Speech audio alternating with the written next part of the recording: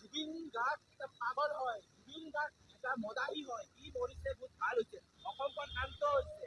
জুবিন বালৰ ন্যায় নাপায়। জুবিন কোন হয়? জুবিন কিয় ন্যায় দিব?